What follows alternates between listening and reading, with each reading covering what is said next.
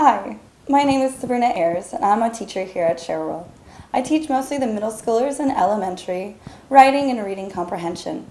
I'm also a tutor, 7-year-olds all the way through college, and I simply love it here.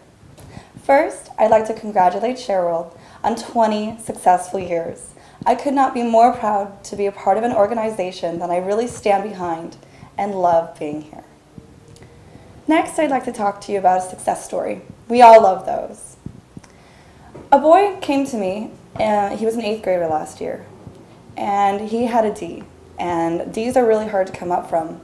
And it was a difficult situation at first, but we sat down with his mother and him, and we devised a plan, a real plan to work from. We started from his organization, his study skills, his critical thinking through persuasive writing. And from there, we worked really hard. What I didn't know is that he had learning disabilities. And that was a challenge for me at first, but together we worked hard. And by the end, he had a B+, which was amazing from coming from a D- really. So together we worked hard, and now I feel like I'm a part of his family. And I remember one day he turns to me and simply says, "Thank you." And those are the kind of days that you don't need the thank you, but it's those kind of smiles that come out of students that really inspire me and what I do. Next, I'd like to talk about connection to students. Connecting to students is really important to me. It's where I find I have the best days, and wherever they come from, whatever they do, I feel like I want to bond with them. A girl came to me recently, a 10th grade student, and she wanted to improve her SAT essay. When we started, we looked at and evaluated different styles of writing, and instead of just telling her this is the way it is, we evaluated together to see what personally worked for her. From there, we looked at her own essay, and immediately I found a problem that's very, very common in students. They want to address what's good and bad in an essay. Now, this is a problem because it's not showing a strong opinion, that they're supposed to be the expert, so we need to choose one side or the other. So we started working on her tone, what she had to say as a person, and how did we get that across, a really strong essay. She also didn't know that you were supposed to have 3 examples with you coming in, at least, or more. 1 historical, 1 literary, and 1 personal.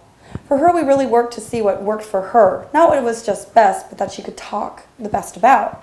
And we chose Gandhi, we chose The Great Gatsby, and we chose a government kind of issue in her school. By the end, she had one of those smiles, again, that you just can't buy. She was like, "Oh my gosh, thank you so much." And it's more than that. I was just happy that I could help her. And then I knew that these skills would go into all of her writings, not just into this big test that we all study for. So together we worked really well and found that connection. By the end, what was supposed to be one lesson turned into 3 before her test, and I still think of her today. Finally, I'd like to talk about inspiration. How ShareWorld really inspires me as a person. I really think of this place as a community, my community and our community.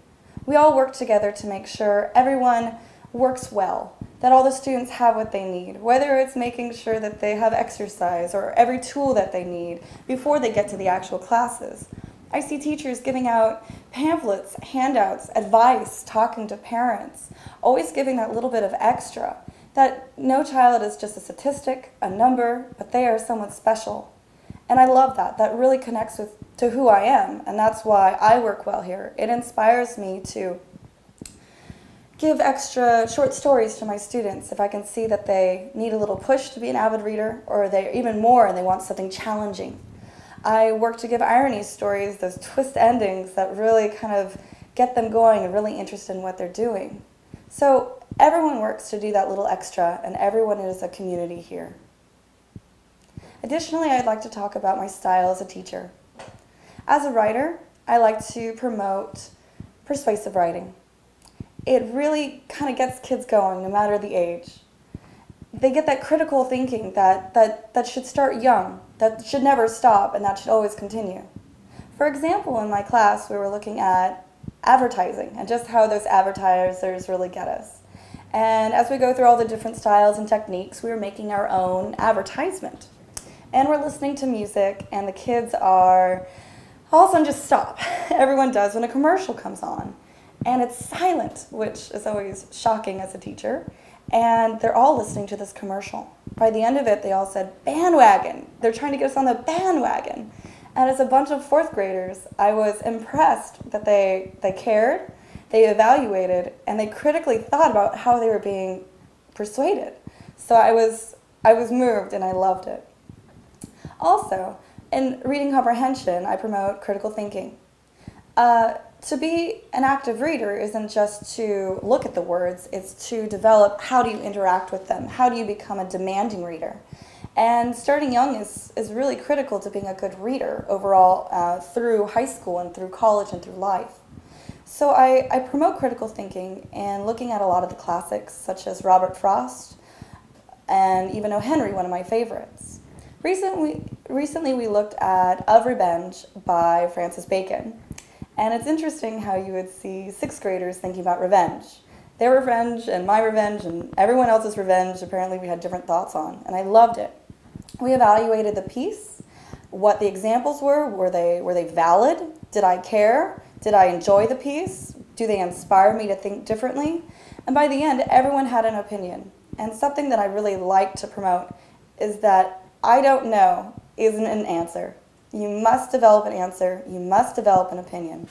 Being an opinionated person helps you now through life and developing communication with others, knowing that your point is valid. And I promote that in my classroom through discussions. So it's really a critical thing that I try to promote. Thank you.